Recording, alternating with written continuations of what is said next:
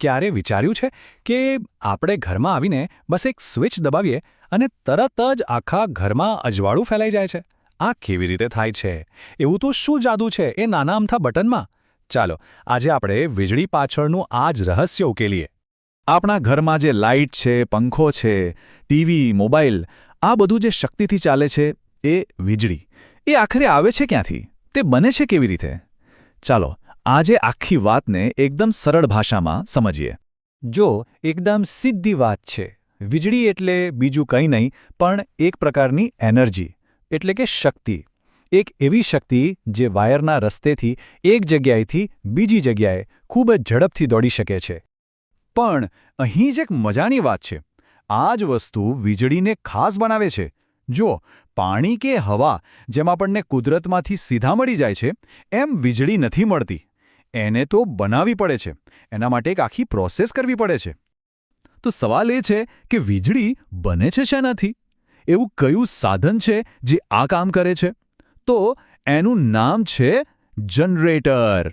હા, આ જ એ મશીન છે જે એક રીતે કહીએ તો જાદુ કરે છે અને આપણા ઘરોને રોશન કરે છે. હવે જનરેટરની પાછળનું જે વિજ્ઞાન છે ને, એ બહુ સરળ અને એટલું જ પાવરફુલ છે. સિદ્ધાંત બસ એટલો જ છે કે જ્યારે એક ચુંબક અને વાયરને એકબીજાની નજીક રાખીને ફેરવવામાં આવે, એટલે કે ગતિ કરાવવામાં આવે, તો તરત જ વાયરમાં વીજળીનો પ્રવાહ શરૂ થઈ જાય છે. આ કોઈ જાદુ નથી, આ તો શુદ્ધ વિજ્ઞાન છે. તો ચાલો કલ્પના કરીએ કે જનરેટરની અંદર શું થતું હશે. બરાબર વચ્ચે એક મોટું શક્તિશાળી ચુંબક છે અને એની ચારે બાજુ તાંબાના વાયરની ગૂંચળીઓ વીંટાળેલી છે. હવે જેવી કોઈ તાકાતથી આ ચુંબકને ગોળ ગોળ ફેરવવામાં આવે છે, બસ તરત જ પેલા વાયરમાં વીજળી પેદા થવા લાગે છે. પણ અહીં એક સવાલ થાય, બરાબર? કે જનરેટર વીજળી બનાવે છે એ તો સમજ્યા, પણ જનરેટરને ગોળ ગોળ ફેરવવા માટે પણ તો કોઈ શક્તિ જોઈએ ને? તો એ શક્તિ ક્યાંથી આવે છે? કોણ ફેરવે છે આ જનરેટરને? અને બસ અહીં જ પ્રકૃતિ આપણી મદદે આવે છે. આપણે આ જનરેટરને ફેરવવા માટે કુદરતની જ અલગ અલગ શક્તિઓનો ઉપયોગ કરીએ છીએ. ચાલો જોઈએ કે આ કેવી રીતે થાય છે. સૌથી પહેલી રીત છે પાણીની તાકાતનો ઉપયોગ. આપણે મોટા મોટા ડેમ બાંધીને પાણીને રોકી રાખીએ છીએ અને પછી એ જ પાણીને બહુ જ ઊંચાઈથી નીચે પાડવામાં આવે છે. જ્યારે આ પાણી ધસમસતું નીચે પડે ત્યારે એના જોરથી એક મોટા પંખા જેવું ટર્બાઇન ગોળદોડ ફરે છે અને આ ટર્બાઇન સીધું જ જનરેટરને ફેરવે છે. બસ વીજળી બનવા લાગી. પાણીની જેમ જ પવનની શક્તિનો પણ ઉપયોગ થાય છે. જ્યારે જોરથી પવન ફૂંકાય ત્યારે આપણે જે મોટી મોટી પવનચક્કીઓ જોઈએ છે, એના પાંખિયા ફરે છે. આ પાંખિયા સીધા જ જનરેટર સાથે જોડાયેલા હોય છે. એટલે જેમ જેમ પાંખિયા ફરે એમ એમ વીજળી બનતી જાય છે. અને ત્રીજી રીત છે વરાળની તાકાત. આમાં શું થાય કે કોલસો, ગેસ કે પછી ન્યુક્લિયર એનર્જીથી પાણીને ખૂબ જ ગરમ કરવામાં આવે છે. એટલું ગરમ કે એની શક્તિશાળી વરાળ બને અને આ વરાળના પ્રેશરથી, એના દબાણથી ટર્બાઇન ફરે છે અને ટર્બાઇન ફરે એટલે આપણું જનરેટર પણ ચાલવા લાગે છે. પણ એક રીત એવી છે જે આ બધાથી સાવ અલગ છે. એ છે સૌર ઊર્જા, એટલે કે સૂર્યની શક્તિ.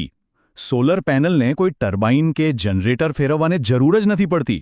એ તો સૂર્યના પ્રકાશને સીધો જ વીજળીમાં બદલી નાખે છે. આ એકદમ ડાયરેક્ટ પ્રોસેસ છે. ઓકે, તો વીજળી બની તો ગઈ, પણ પાવર પ્લાન્ટથી લઈને આપણા ઘરની સ્વિચ સુધી એ પહોંચે છે કેવી રીતે? ચાલો હવે એની આખી સફરને સમજીએ. આ પણ બહુ મજાની વાત છે. તો જુઓ, સૌથી પહેલાં તો પાવર પ્લાન્ટમાં વીજળી બની. પછી ત્યાંથી એને મોટા મોટા થાંભલા પર જે જાડા વાયર હોય ને, એના દ્વારા સેંકડો કિલોમીટર દૂર મોકલવામાં આવે છે. આ હાઈ વોલ્ટેજ લાઇન હોય છે.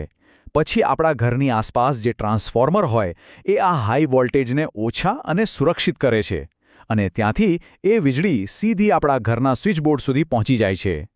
એટલે આ આખી વાત પરથી એક બહુ મહત્વનો મુદ્દો સમજવા જેવો છે કે વીજળી પોતે કોઈ ઊર્જાનો મુખ્ય સ્ત્રોત નથી.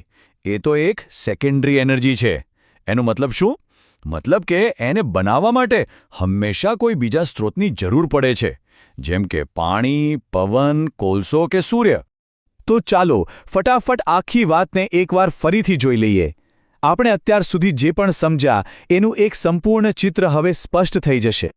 તો બસ હવે પછી જ્યારે પણ ઘરમાં લાઇટની સ્વિચ ચાલુ કરો ત્યારે એકવાર વિચારજો કે આ નાનકડી સ્વિચ પાછળ કદાચ કોઈ ડેમમાંથી પડતા પાણીની તાકાત છે, અથવા તો જોરથી ફૂંકાતા પવનની ગતિ છે, અથવા વરાળની શક્તિ છે, કે પછી સીધો સૂર્યનો પ્રકાશ છે? આ બધું ભેગું મળીને આપણા ઘર સુધી અજવાળું પહોંચાડે છે. આ આખી પ્રક્રિયા કેટલી અદ્ભુત છે નહીં? એ બતાવે છે કે વિજ્ઞાન અને માણસની બુદ્ધિએ કેવી રીતે પ્રકૃતિની શક્તિઓનો ઉપયોગ કરીને આપણું જીવન કેટલું સરળ બનાવી દીધું છે. ખરેખર આ બધું જાણવું ખૂબ જ અદ્ભુત છે.